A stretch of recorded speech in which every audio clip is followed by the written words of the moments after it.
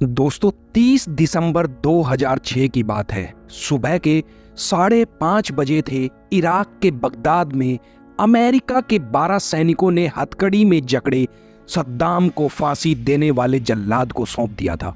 इसके बाद इन सुपर 12 सैनिकों की आंखों से आंसू निकल रहे थे।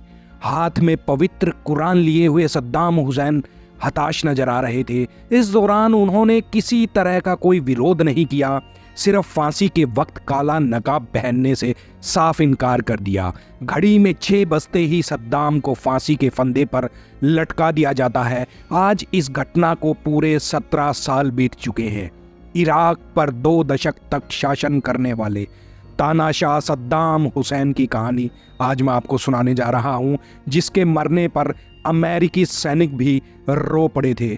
सद्दाम का दोस्तों काम करने का एक तरीका था कि जो विरोध करे उसे मार डालो, उसे खत्म कर दो। सद्दाम हुसैन का जन्म 28 अप्रैल 1937 को बगदाद के तिक्रित स्थित एक गांव में हुआ था। बगदाद में उसने कानून की पढ़ाई करी और 1957 में सद्दाम ने महज 20 साल की उम्र में बाथ पार्टी की सदस्यता ले ली थी। ये पार्टी अरब में राष्ट्रवाद का अभियान चला रही थी, जो आगे चलकर 1962 में इराक में हुए सैन्य विद्रोह की वजह भी बना। सद्दाम भी विद्रोह का एक हिस्सा थे।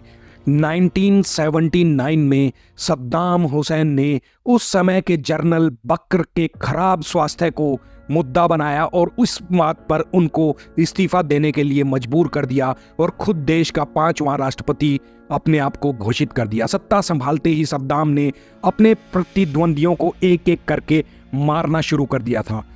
एक बार एक यूरोपीय पत्रकार ने सद्दाम हुसैन से पूछा कि इराकी सरकार के अपने विरोधियों को मारने की बात का क्या सच है, तो सद्दाम ने बड़े हंसते हुए बिना हिचकिचाए जवाब दिया, मारूं नहीं तो क्या मैं उनकी आरती उतारूं? जो मुझसे टकराएगा, मेरा विरोध करेगा, वो मारा जाएगा। सद्दाम हुसैन ने बहुत से शिया मुसलमानों का भी कत्ल कर दिया था। सद्दाम हुसैन खुद को अरब देशों का सबसे रसूखदार प्रमुख समझने लगे थे। साल 1980 में उन्होंने पश्चिमी ईरान की सीमाओं पर अपनी सेनाएं उतार दी थी। 8 साल तक चले युद्ध में लाखों लोगों को अपनी जान गंवानी पड़ी थी, अपनी जान से हाथ धोना पड़ा था, सिर्फ सद्दाम की वजह से। जुलाई 1982 में सद्दाम हुसैन के ऊपर एक आत्मघाती हमला हुआ। बदला लेने के लिए सद्दाम ने शिया बाहुल्य दुजैल गांव में 148 लोगों की हत्या करवा दी। मानवाधिकार उल्लंघन के ऐसे कई मामलों के बावजूद अमेरिका ने इन हमलों में सद्दाम का साथ दिया था। ईरान के साथ साल 1988 में युद्ध विराम घोषित हो गया, पर सद्दाम अपने प्रभुत्व को बनाए रखने के लिए अपनी ताकत को बढ़ाने में लगे रहे। सद्दाम ने लंबी दूरी की मिसाइलों, परमाणु हथियार और रासायनिक हथियारों को भी विकसित करना शुरू कर दिया था। सद्दाम के शासनकाल में कई नरसंहार हुए और हजारों लोग मारे गए। इसी बीच ईरान के खिलाफ युद्ध का इराक की इकोनॉमी पर बड़ा नेगेटिव असर पड़ने लगा। इससे उबरने के लिए सद्दाम को तेल के दामों को बढ़ाने की बहुत ज़रूरत महसूस होने लगी, मगर इसमें भी एक ट्विस्ट था जो आपको आगे बताएंगे। दोस्तों, सद्दाम हुसैन ने अपने खून से पूरी कुरान लिखवाई थी। सद्दाम हुसैन ने 1990 के दशक में अपने खून से कुरान लिखवाई थी। द गार्डियन की एक रिपोर्ट के मुताबिक सद्दाम ने अल्लाह के प्रति कृतज्ञता दिखाने के लिए 2 सालों के दौरान अपना 27 लीटर खून देकर उसे शाही के रूप में प्रयोग करवाया और उसे प्रयोग करवाकर कुरान के 114 अध्यायों को 605 पन्नों में लिखवाया था। इन सभी 605 पन्नों को लोग देख सकें, इसके लिए उन्हें शीशे के केस में सजा कर रखा गया था। सद्दाम हुसैन की जीवनी लिखने वाले कान कफलिन ने भी ब्लड कुरान के बारे में लिखा है। ब्लड कुरान के नाम से चर्चित इस कुरान को बगदाद की एक मस्जिद में रखा गया था। साल 2006 में सद्दाम को फांसी दिए जाने के बाद इस कुरान के सार्वजनिक प्रदर्शन पर रोक लगा दी गई थी। सद्दाम की तानाशाही ऐसी थी कि उसने 6 घंटे में ही कुवैत पर कब्जा कर लिया था। ये साल 1990 था और अगस्त 1990 में सद्दाम ने तेल के दामों को नीचे गिराने के लिए कुवैत को दोषी ठहराया और हमले का आदेश दे दिया। 2 अगस्त 1990 को कुवैत पर कब्जे के लिए इराकी सेना चल पड़ी। मात्र 6 घंटे में ही इराकी सेना ने कुवैत पर कब्जा कर लिया। अमेरिका ने इराक को तुरंत कुवैत खाली करने को कहा। सद्दाम हुसैन ने अमेरिका की एक न मानी और कुवैत को इराक का 19वां प्रांत घोषित कर दिया। पहले ईरान और फिर कुवैत पर जीत ने सद्दाम हुसैन का मनोबल बढ़ा दिया था। अगले ही दिन यानी 3 अगस्त को इराक ने सऊदी अरब की सीमा पर अपनी सेना तैनात कर दी थी। इराकी सेना को कुवैत से निकालने के लिए अमेरिका की अगुवाई में 28 देशों का गठबंधन बना। कुवैत की मुक्ति के लिए जनवरी 1991 में इराक के खिलाफ जंग शुरू करी गई। अमेरिका के हवाई हमले से इराक को काफ़ी नुकसान हुआ और उसे कुवैत से पीछे हटने के लिए मजबूर होना पड़ा।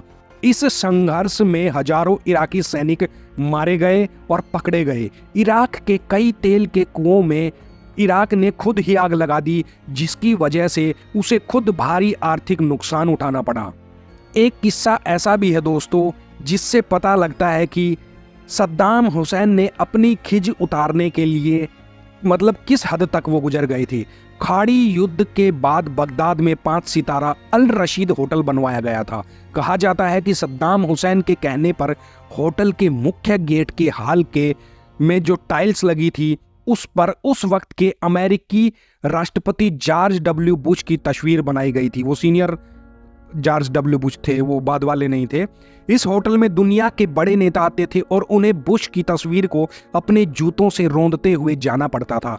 इस तस्वीर में अंग्रेजी और अरबी में बुश इज क्रिमिनल लिखा गया था। दरअसल किसी के चेहरे पर जूते से रौंदना अरब संस्कृति में काफी अपमानजनक माना जाता है, इसलिए उन्होंने ऐसी कार्रवाई करवाई थी और ऐसा ये उसकी painting senior George W Bush की उस 5 स्टार होटल के फर्श पर बना दी गई थी। साल 2003 में इराक पर अमेरिकी सैनिकों के कब्जे के बाद इस तस्वीर को नष्ट कर दिया गया था। वहीं 2008 तक इसे पूरी तरीके से हटा दिया गया था। सद्दाम हुसैन की बर्बादी का कारण बना शियाओं की बगावत और अमेरिका का अटैक। कुवैत में हार के बाद सद्दाम की पकड़ कमजोर पड़ने लगी थी। सद्दाम विरोधी शिया समुदाय ने विद्रोह शुरू कर दिया था। शियाओं के इस विद्रोह को समर्थन देने की जगह पश्चिमी देश इसकी अनदेखी करते रहे, लिहाजा शियाओं का दमन होता रहा। इराक पर अमेरिका के साथ ही कई देशों ने आर्थिक प्रतिबंध लगा दिए। इस वजह से इराक की अर्थव्यवस्था डगमगाने लगी। अब साल 2000 आ चुका था। साल 2000 में अमेरिका में जॉर्ज बुश की ताजपोशी ने सद्दाम सरकार पर दबाव और बढ़ा दिया।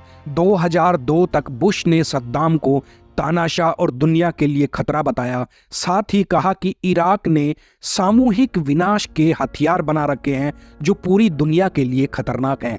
इसके बाद अमेरिका इराक में सत्ता परिवर्तन करने की बात करने लगा। साल 2002 में संयुक्त राष्ट्र के दल ने इराक का दौरा किया और इस दौरान इराक ने कई मिसाइलों को खत्म किया, लेकिन बुश इससे भी संतुष्ट नहीं हुए क्योंकि बुश को पता था कि अब सद्दाम का खात्मा जरूरी है। मार्च 2003 में अमेरिका ने अपने कुछ सहयोगी देशों के साथ इराक पर हमला कर दिया। 9 अप्रैल 2003 को सद्दाम हुसैन की सरकार को गिरा दिया गया। इसके बाद इराक की राजधानी बगदाद पर अमेरिका का कब्जा हो गया। साथ ही कहा कि इराक में सामूहिक विनाश के हथियार बना रखे हैं इराक ने, जो पूरी दुनिया के लिए खतरनाक हैं। 13 दिसंबर 2003 को अमेरिकी सेना ने सद्दाम हुसैन को पकड़ लिया। वह तिक्रित शहर के एक घर में छिपे थे। सद्दाम ने बिना किसी लड़ाई के ही समर्पण कर दिया था। पकड़े जाने के बाद सद्दाम हुसैन ने अपनी मौत की गुजारिश करी थी कि मुझे सीधा माथे में गोली मार दी जाए। सद्दाम को पकड़ने के बाद जब जेल भेजा गया तो वहां उन्हें एक अलग सेल में रखा गया।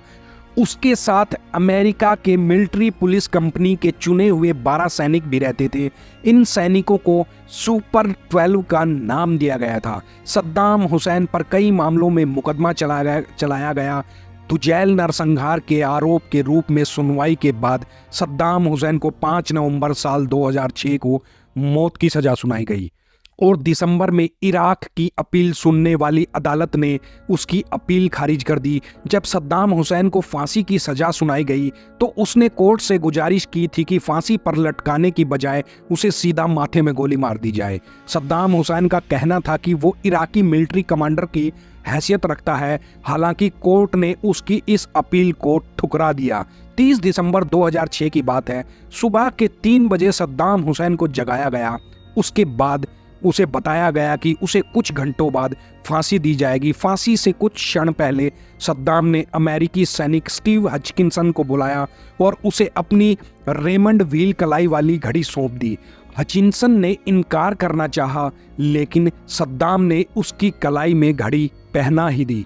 सुबह के 5:30 बजे अमेरिका के सुपर 12 सैनिक हथकड़ियों में बंधे सद्दाम को चुपचाप फांसी के तख्ते पर ले गए।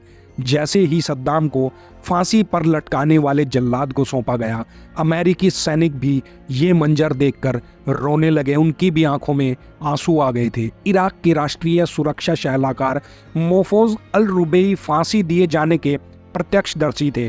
उन्होंने बताया कि सद्दाम को जब फांसी के तख्त के पास लेकर जाया जा रहा था तो उस वक्त उसके हाथ में कुरान थी और वो काफ़ी हताश और कमज़ोर नजर आ रहा था। सद्दाम हुसैन ने फांसी दिए जाते समय किसी तरह का कोई विरोध नहीं किया। हालांकि जब जल्लाद ने उसे काला नकाब पहनाने की कोशिश करी, काला नकाब पहनाना चाहा, तो उसने पहनने से सद्दाम ने साफ इनकार कर दिया। इसके बाद 6 बजे सद्दाम को फांसी के फंदे पर लटका दिया गया। सुपर 12 सैनिकों में से एक विल वार्डेन वर्पर ने एक बुक भी लिखी, the prisoner in his palace, his American guards and what history left unsent लिखी थी। इसमें उन्होंने सद्दाम हुसैन और अमेरिकी सैनिकों के संबंध के बारे में विस्तार से बताया। वार्डेन पर अपने एक साथी एडम रोजरसन के हवाले से किताब में लिखते हैं कि हमने सद्दाम को एक हत्यारे के रूप में कभी नहीं देखा, हमें तो वो अपने दादा की तरह दिखाई देते थे। सद्दाम की सुरक्षा में लगे एक अमेरिकी सैनिक के हवाले से किताब में लिखा गया है कि उसके भाई की मौत हो गई है। यह सुनकर सद्दाम ने उसे गले लगाते हुए कहा कि आज से तुम मुझे अपना भाई समझो। सद्दाम ने एक और सैनिक से कहा कि अगर मुझे मेरे धन का इस्तेमाल करने की अनुमति मिल जाए तो मैं तुम्हारे बेटे की कॉलेज की शिक्षा का खर्च उठाने के लिए भी तैयार हूँ। सद्दाम और उसकी सुरक्षा में लगे गार्डों के बीच दोस्ती पनपती चली गई। हालांकि सैनिकों को साफ आदेश थे कि सद्दाम के नज़दीक आने की बिल्कुल भी कोशिश न की जाए, उनके बिल्कुल भी नज़दीक न आया जाए। तो दोस्तों, ये थी सद्दाम हुसैन की पूरी स्टोरी। तो आपको वीडियो कैसा लगा, लाइक करना और हमारे चैनल को सब्सक्राइब करना। आपसे मिलते हैं अगले वीडियो में। इसी के साथ मौज लो रोज लो, ना मिले तो खोज लो। आप सभी का दिल से धन्यवाद।